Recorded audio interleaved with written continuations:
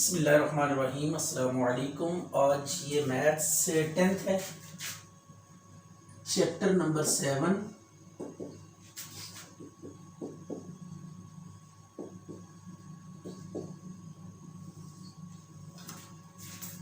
तो इसमें कुछ चीज़ें आज हमने डिफाइन करनी है before we deal with the exercise 7.3। तो सबसे पहली डेफिनेशन यहाँ पे coterminal angles. Coterminal angles क्या होते हैं? टू और more than two angles with same initial and terminal sides are called coterminal angles. Like ये देखें, आपके पास ये कोई इनिशियल लाइन है और ये टर्मिनल लाइन है, राइट हो गया। ये एंगल हम ले लेते हैं थीटा। बेसिकली हुआ कुछ इस तरह से कि ये इनिशियल लाइन थी, यहां से हमने ये जो टर्मिनल लाइन है इसको हमने इसके ऊपर रख के रोटेट करना स्टार्ट किया, ठीक है। तो जब इसको रोटेट करना स्टार्ट करेंगे तो रोटेशन से एंगल क्या होगा, यहां पे फॉर्म होगा, राइट हो गया। तो इसको हम क्या कहेंगे? इनिशियल लाइन कहेंगे। और ये आपके पास है टर्मिनल लाइन। तो इनके बीच में ये क्या बन रहा है? एंगल बन रहा है। तो ये आपने देखा कि जब एक लाइन को फिक्स करते हैं और उसके ऊपर उनके एंड्स को, ये जो रेज हैं इनका एक एंड हम फिक्स कर देते हैं और रे को हम रोटेट करना स्टार्ट करते हैं एक लाइन के ऊपर रख के, तो इस रोटेशन से क्या होता है? एंगल फॉर्म होता है, राइट हो गया। तो ये इनिशियल लाइन के ऊपर रख के जब हम एक दूसरी लाइन को इस तरह रोटेट करेंगे तो इसकी रोटेशन से क्या होगा? एंगल फॉर्म होगा। अब इसी तरह अगर आप ये काम करें, ये इनिशियल लाइन को हमने यहां पे फिक्स किया हुआ है और इस लाइन को आप, जो सेकंड लाइन है, इसको यहां पे रख के आप रोटेट करना शुरू करें और रोटेट करने के बाद आप इसे कंप्लीट रोटेशन जब देंगे, ये this one is complete rotation, तो ये कंप्लीट रोटेशन से क्या होगा? ये जो आपके पास टर्मिनल लाइन है ये वापस इनिशियल लाइन पे आ जाएगी। यहां से आपने रोटेट करना स्टार्ट किया और रोटेशन के बाद आप अल्टीमेटली वापस उसी पॉइंट पे आ गए जहां से आपने स्टार्ट किया था। तो ये एक रोटेशन आपने कंप्लीट की। तो एक रोटेशन में जो आप एंगल स्वीप करते हैं वो होता है 360 डिग्री, या रेडियन में 2 पाई रेडियन। ये 1 रेवोल्यूशन का एंगल है जब एक रेवोल्यूशन कंप्लीट होगी। तो अब इसके बाद देखें, आपने अभी अपनी मोशन को कंटिन्यू रखा, इसको आपने रोटेट किया, करते रहे इनिशियल लाइन, और फिर वहां से आपने फर्दर थीटा तक आप इसको लेंगे। तो मीन आप इसे यहां से यहां तक वापस ले आए, ये जहां जितना ये एंगल था उतना मजीद इसको रोटेट किया, तो इट इज व्हाट? थीटा। तो ये थीटा प्लस 360, तो टोटल एंगल जो यहां पे बनेगा उस टोटल एंगल को हम क्या लिखेंगे कि ये आपके पास है 360 डिग्री प्लस थीटा, राइट हो गया। तो अब एक चीज आप नोट करें कि अगर आप इसको इग्नोर कर दें, इस रोटेशन को इग्नोर कर दें, तो स्टिल एंगल इज थीटा। तो इनिशियल और टर्मिनल लाइन के बीच में अब भी अगर आप रोटेशन को इग्नोर करके चलें तो एंगल अब भी क्या है? थीटा है। तो 360 रोटेशन के बाद आप वापस इसी फॉर्मेट में आ जाते हैं जो कि पहले आपके पास था। इनिशियल लाइन के साथ टर्मिनल लाइन का एंगल था, आप उसी पोजीशन पे वापस आ गए।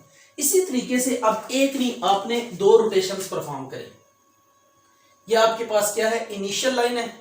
अब इस इनिशियल लाइन के ऊपर आप क्या करना स्टार्ट करें? रोटेट करना शुरू करें लाइन को, राइट हो गया। ये आप यहां पे रख के इसको रोटेट करें। ये एक रोटेशन आपने कंप्लीट की, फिर उसके बाद दूसरी रोटेशन कंप्लीट की, एंड देन फर्दर थीटा आपने ट्रेवल किया, राइट हो गया। तो ये अब 2 रोटेशंस के बाद आप जब उसी पोजीशन पे पहुंचेंगे जहां पे थीटा था, तो ये देखिए फर्स्ट रेवोल्यूशन कितनी होगी? 360। फिर दोबारा आपने रोटेट करना स्टार्ट किया 360, एंड देन आप थीटा फर्दर, तो ये आ जाएगा 360 प्लस 360 प्लस थीटा।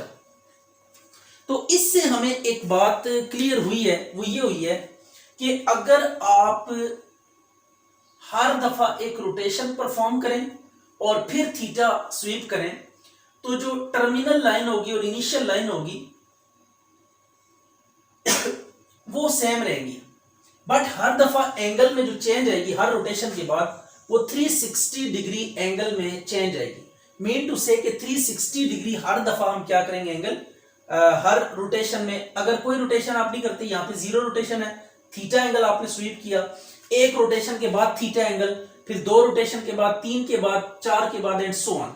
तो यहां से एक रिजल्ट हमारे पास सामने आता है कि ये जो थीटा है और थीटा प्लस 360 डिग्री एंगल है, इसके बाद थीटा प्लस 720 यानी 360 प्लस 360, इसी तरीके से आगे हम मूव करते हैं theta plus 1080 up to so on. इसी को अगर आप कंटिन्यू रखें तो ये हर नई रोटेशन के बाद अगर आप देखेंगे तो इनिशियल लाइन और टर्मिनल लाइन सेम पोजीशन पे होंगी। तो सो हम इन एंगल्स को क्या कह सकते हैं कि दीज आर इक्विवेलेंट एंगल्स।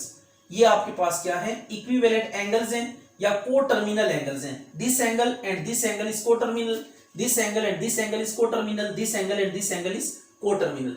ये एंगल्स को हम क्या कहेंगे कि ये को टर्मिनल्स हैं। इनमें और इनमें फर्क क्या है, सिर्फ रोटेशंस का डिफरेंस है। इसमें कोई कंप्लीट रोटेशन नहीं हुई, इसमें 1 कंप्लीट रोटेशन हुई है, इसमें 2 कंप्लीट रोटेशंस हुई हैं एंड सो ऑन। इसी तरह फर्दर हमने आगे प्रोसीड किया। इसको आप रेडियन में भी आप इसको इस तरह लिख सकते हैं, थीटा प्लस 2 पाई, ये मैंने इक्वल लिखा है, आप इक्वल ना लिखें इसको, these are coterminal angles. ये 4 पाई होगा, 2 पाई प्लस 2 पाई 4 पाई। इसी तरह theta plus 6 pi up to so on. तो these are coterminal angles. आप इसके ऊपर लिख दें को टर्मिनल, राइट हो गया। ये को टर्मिनल एंगल्स हैं, यानी इक्वालिटी जो है ना वो यहाँ पे उस वाले इक्वल को नहीं शो कर रही, सेम वाले को, बल्कि यहाँ पे जो इक्वालिटी हम यूज कर रहे हैं वो को टर्मिनल को शो करने के लिए यूज कर रहे हैं। तो ये अब आपने चीज ध्यान में रखनी है कि को टर्मिनल एंगल्स क्या होते हैं, कि जब इनिशियल लाइन और टर्मिनल लाइंस सेम हो, राइट होगी, उनकी पोजीशन सेम रहे, तो उनके बीच में जो एंगल्स बनते हैं वो क्या होते हैं, आपके पास को टर्मिनल एंगल्स कहलाते हैं। उसमें जस्ट आपने जो डिफरेंस डालना है वो किस चीज का डालना है, रोटेशंस का। ये थीटा है, आप इसको एक रोटेशन कंप्लीट करवाएं तो 360 ऐड हो जाएगा, फिर दूसरी रोटेशन कंप्लीट करवाएं तो 360 मजीद ऐड हो जाएगा। हर एक रोटेशन के बाद इसमें 360 ऐड होता जाएगा, लेकिन इनिशियल और टर्मिनल लाइंस सेम रहेंगी। तो सो हम इन एंगल्स को क्या कहेंगे, को टर्मिनल एंगल्स कहेंगे।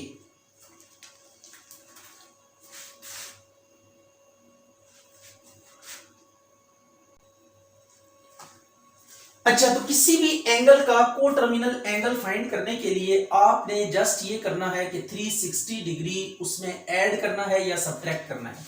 मसलन ये आपके पास फॉर एग्जांपल ये 60 डिग्री एंगल है, तो इसके जो को टर्मिनल एंगल्स होंगे वो क्या होंगे, को टर्मिनल एंगल्स। इसके को टर्मिनल एंगल्स अगर आपसे कोई पूछे तो आप ये बताएंगे, एक तो ये होगा 60 डिग्री, राइट हो गया, दूसरा 60 प्लस 360 डिग्री, देन 60 प्लस 360 को 2 से मल्टीप्लाई करें 720 degree up to so on. तो these would be coterminal angle 60 और ये आ गया 0 12 420 और इसमें भी ऐड करें तो 780 अप टू सो ऑन। या इसको आप रेडियन में भी कन्वर्ट कर सकते हैं, ये π/3 होगा, 5 π/3 या 7 π/3 सॉरी,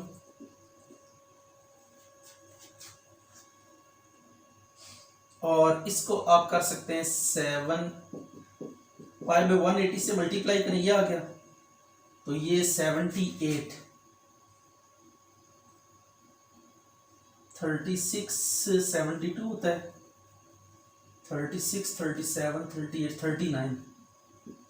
39 π/6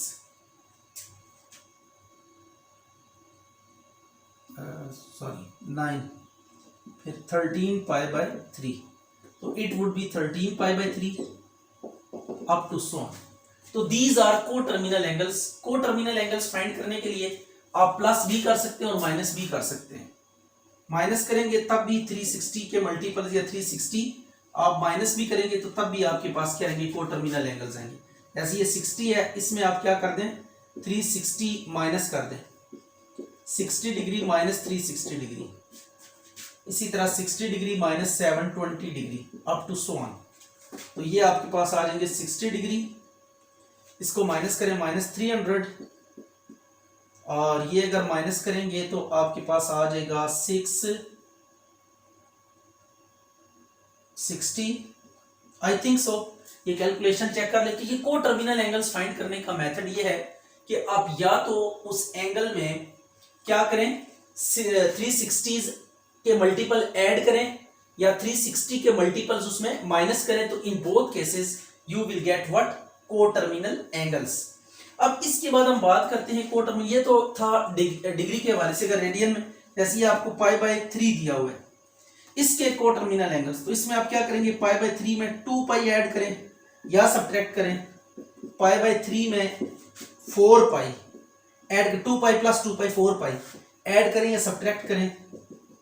इसमें आप 6π यानी इवन मल्टीपल ऑफ पाई किसी भी एंगल में प्लस या माइनस करने से जो न्यू एंगल्स आपके पास आते हैं, those would be coterminal angles. Right हो गया। तो को टर्मिनल एंगल्स को अब फाइंड करने का आपके पास ये मेथड हुआ करेगा कि अगर आपको दो एंगल्स दिए जाते हैं और कहा जाता है कि चेक करें कि वो एंगल्स को टर्मिनल हैं कि नहीं है, तो आप 360 उन दोनों में 1 बाय 1 ऐड करके या सब्ट्रैक्ट करके चेक करें कि एक एंगल दूसरे के इक्वल आता है कि नहीं आता। 360 या 360 के मल्टीपल्स, यानी 360 1 जा 360, 2 जा ये 720 होता है। इसी तरह इसका एक और को टर्मिनल एंगल आप इस तरह लिख सकते हैं, 60 प्लस 1080 मीन 360 को 3 से मल्टीप्लाई किया, 360 को 3 दफा ऐड किया है।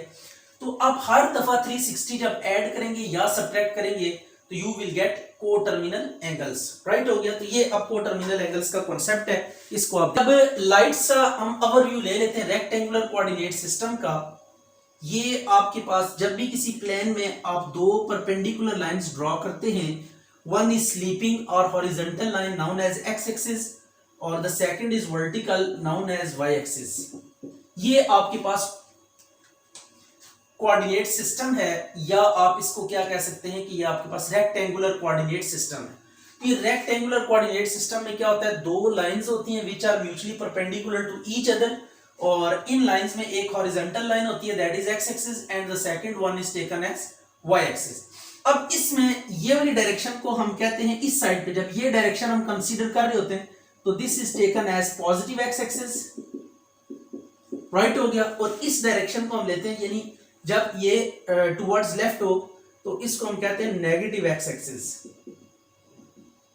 राइट हो गया। तो ये पॉजिटिव एक्स एक्सिस है और दूसरी साइड नेगेटिव एक्स एक्सिस है। इस तरह Y axis positive Y axis, ये ऊपर क्या होगा, पॉजिटिव वाई एक्सिस होगा, और नीचे वाली डायरेक्शन में जब इस तरह डायरेक्शन लेंगे तो it would be negative Y axis. Is it? तो ये आपके पास जो कोऑर्डिनेट सिस्टम है रेक्टेंगुलर कोऑर्डिनेट सिस्टम, इसमें हम एंगल को डिफाइन करते हैं। स्टैंडर्ड एंगल क्या होते हैं? स्टैंडर्ड एंगल, स्टैंडर्ड एंगल होता है an angle with positive direction of x-axis is called standard angle. Standard angle. Right हो गया। तो these are basically taken as standard angle। कैसे? ये आपके पास सपोज कर लें कोऑर्डिनेट सिस्टम है, ये पॉजिटिव एक्स एक्सिस की डायरेक्शन है। राइट हो गया। तो अब कोई भी लाइन यहां पे बन रही है, देखिए कोई भी रे है। अच्छा, इसमें एक और चीज हम ऐड करना मिस कर गए, उसको भी हम देख लेते हैं, इसको अल्फा कह देते हैं। तो ये देखिए ये जो एंगल है पॉजिटिव एक्स एक्सिस, अच्छा positive X axis at origin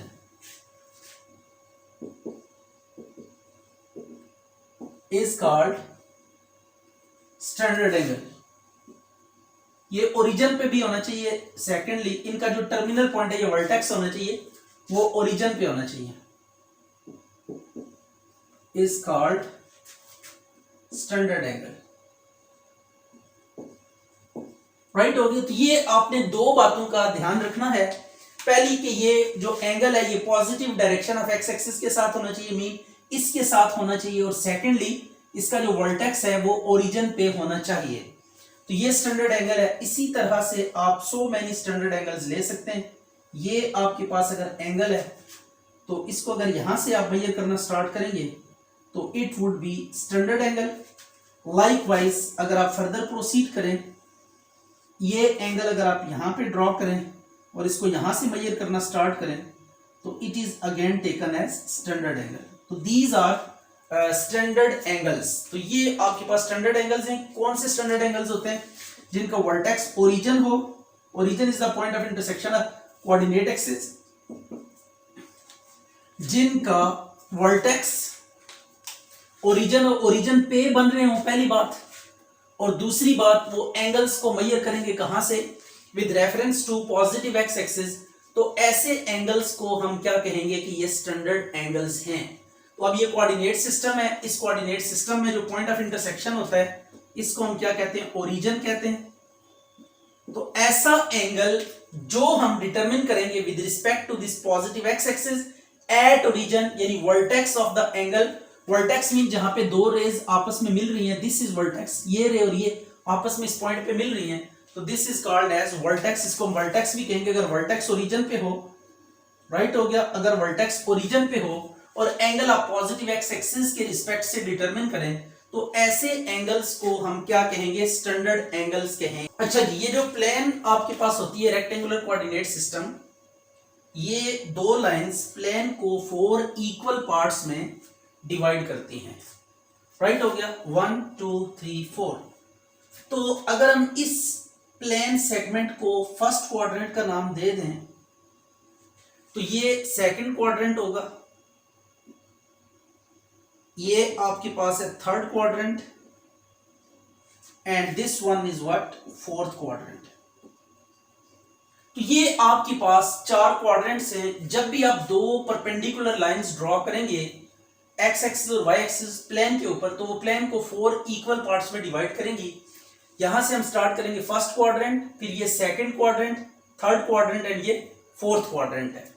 तो ये 4 क्वाड्रेंट्स में हम जो है ना ये कोऑर्डिनेट लाइंस क्या करती हैं? किसी भी प्लेन को 4 क्वाड्रेंट्स में डिवाइड करती हैं, दोनों परपेंडिकुलर लाइंस। अब हम बात करते हैं क्वाड्रेंटल एंगल्स की कि क्वाड्रेंटल एंगल्स क्या होते हैं। आपने एक चीज जहन में रखनी है कि एक्स एक्सिस पे यहां पे जो एंगल लिया जाता है वो 0 डिग्री लिया जाता है, और इस जगह पे एंगल 90 डिग्री या रेडियन में आप रखेंगे तो π/2, यहाँ पे 180 या 90 का डिफरेंस होता है। ये आ गया आपके पास पाई, यहाँ पे आ जाए 270 डिग्री, या इसको लिखेंगे 3π/2, एंड जब आप रोटेशन कंप्लीट कर लेंगे 360 डिग्री, या इसको 2π रेडियन कहेंगे।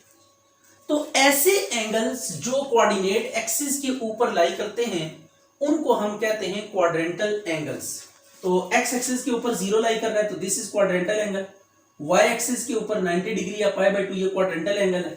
फिर देखें एक्स एक्सिस के ऊपर 180 वाला एंगल भी कोऑर्डिनेट ये लाइंस के ऊपर ही है, एक्स एक्सिस के ऊपर है तो इसको भी हम क्वाड्रेंटल एंगल कहेंगे। लाइकवाइज 3π/2 वाई एक्सिस के ऊपर है तो इसको भी हम क्वाड्रेंटल एंगल कहेंगे। 360 डिग्री ये भी आपके पास क्या है?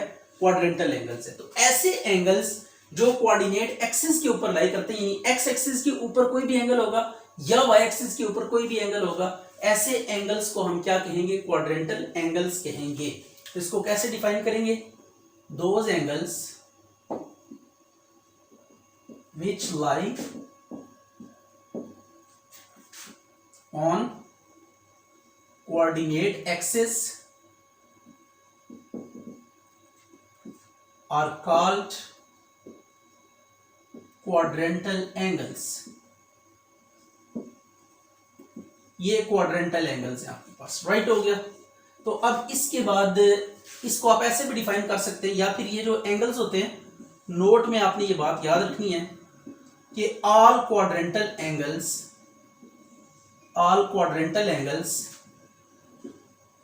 are multiples of 90 डिग्री, या π/2 भी लिख सकते हैं। राइट हो गया। तो जितने भी क्वाड्रेंटल एंगल्स होते हैं वो 90 के मल्टीपल्स होते हैं। 90 को फिर 2 से मल्टीप्लाई करें 180 आ जाता है, 3 से मल्टीप्लाई करें 270 आ जाता है, फिर इसको 4 से मल्टीप्लाई करें 360 एंड सो ऑन। तो जब कभी भी आपने देखना हो कि ये एंगल क्वाड्रेंटल एंगल है कि नहीं है, आप उस एंगल को 90 डिग्री पे डिवाइड करें, या अगर रेडियन है तो π/2 के साथ डिवाइड करें, और वो कंप्लीटली क्या हो जाना चाहिए, कट जाना चाहिए, कंप्लीटली डिवाइड करना चाहिए 90 उसको। तो देन ऐसे एंगल को हम क्या कहेंगे कि ये क्वाड्रेंटल एंगल है। जैसे आपके पास ये 450 डिग्री है, आपसे कोई पूछता है भाई बताएं 450 डिग्री क्वाड्रेंटल एंगल है कि नहीं है, तो जस्ट आप इसको 90 पे डिवाइड कर दें। जब 90 पे इसको डिवाइड करेंगे तो 95 450 होगा, ये पूरा पूरा डिवाइड कर रहा है 5 टाइम्स इसको, तो देन हम कहेंगे कि 450 इज यस क्वाड्रेंटल एंगल। तो किसी भी क्वाड्रेंट एंगल को चेक करने के लिए क्वाड्रेंटल है या नहीं है, उसको 90 पे डिवाइड करें, या π/2 है तो π/2 पे डिवाइड करें। तो देन कंप्लीटली अगर डिवाइड हो गया और आपके पास इंटीजर में कोई डिवाइजर आया, तो एट दैट मोमेंट हम उसको कहेंगे कि ये आपके पास क्या है, क्वाड्रेंटल एंगल है। और अगर कंप्लीटली डिवाइड ना हुआ तो ऐसे एंगल को हम कहेंगे कि ये क्वाड्रेंटल एंगल नहीं है।